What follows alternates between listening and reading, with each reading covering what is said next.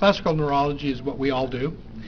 We identify where a problem is in the nervous system, and we identify that problem, and we do things to fix it, whether we have to cut it out or do something else. Functional neurology goes past that area where we want to not only address a pathological process, but then address maximizing human function or neurological function, the way you think, the way you can digest your food, so that a functional neurological approach can be used in individuals that don't have a neurological problem, or we do things that are going to maximize function basically of the brain.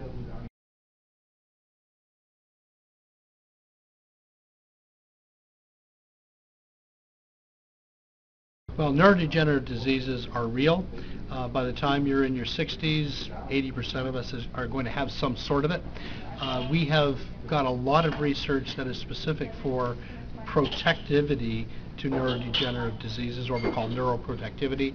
We know that there's no pill around there, there's no herb or magic potion. We do know that exercise seems to be neuroprotective, and a lot of the things that we do involve different types of exercises. We have experiments in rats at the present time that I'm involved in, where we create a neurodegenerative disease and then we do a functional neurological application and see if we can change that expression or even reverse it. And we've got some very promising types of outlooks. In humankind, we see, of course, people, and we don't have a long-term consequence. We don't know if we're doing something neuroprotective. For instance, we may see a patient and do something to them, and they may never develop a neurodegenerative disease. We don't know if it was because we did something to help them or whether they wouldn't have had it to begin with.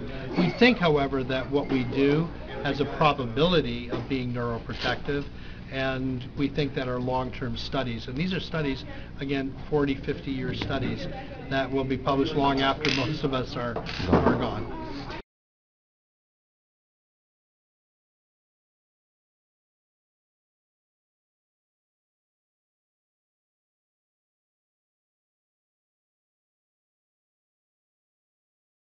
Well, when we look at a neurological approach or a functional approach to humankind, we can do rehabilitation procedures which are really not rehabilitation. We can do procedures that are not to make an injury better, but to make human function better. So all of us, no matter who we are, have got certain strengths and weaknesses.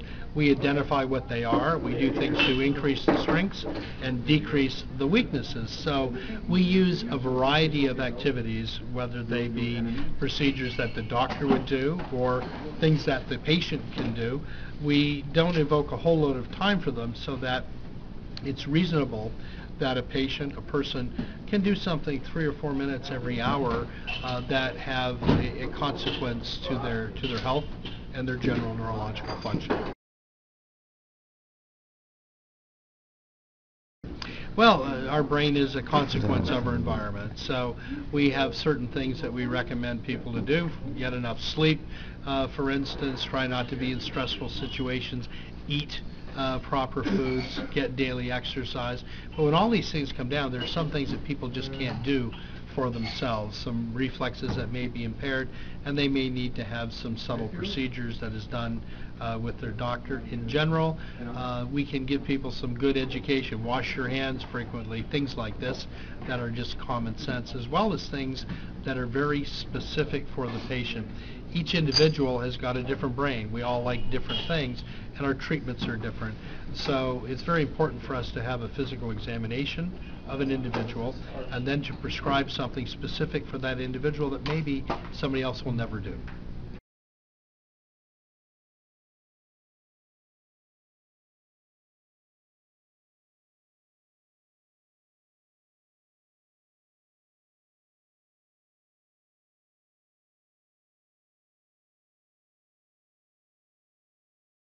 Well, there's a couple of things that are true and not true.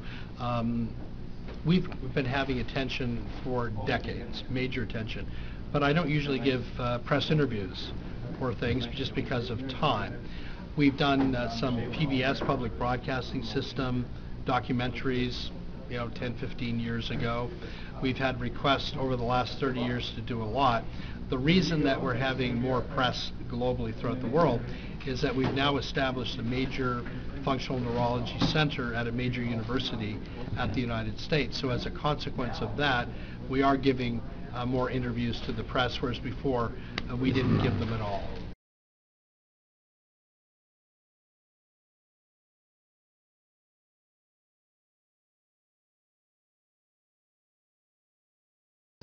Well, our research is being funded. A lot of activity worldwide.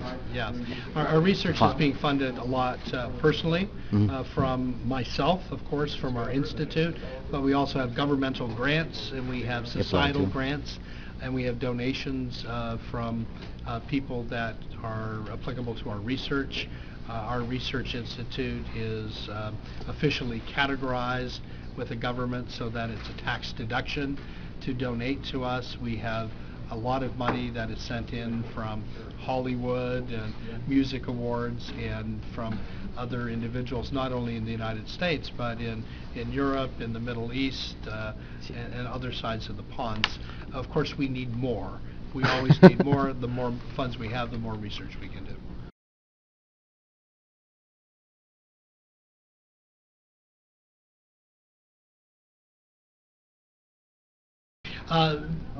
Vegetarianism is not a bad thing as long as it's done well. But it's a little more difficult to get all the nutrients that you need without a little bit of training and a little bit of assistance as a vegetarian. It's easier to digest animal proteins. They're readily available. So if depending on where you are or the abilities to have organic foods, some people that are vegetarians are doing a terrible disservice to themselves if they're eating plant lives that are grown with pesticides or genetic manipulations. And also vegetarianism can be expensive for people in order to purchase activity. We know that with the development of humankind, earlier humans, these are people before Neanderthals, earlier Homo sapiens, had very large guts. And you look at animals that eat vegetables primarily, need large guts, some of them multiple stomachs like cows, to digest it. As humankind developed, it started to eat meat. The brain increased in size and the gut decreased in size, so that a meat diet is easier to digest than a vegetable diet. Meat is got a whole load of power stores. It is a very good source of protein. You can be a vegetarian and be very, very healthy as long as you eat the right substances. The biggest problem is getting all of the correct proteins and correct amino acids.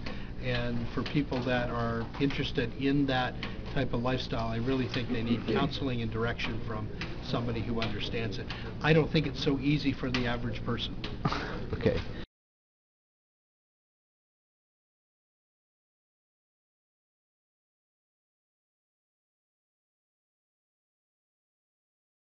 Well, our program of education is an accredited educational clinical program.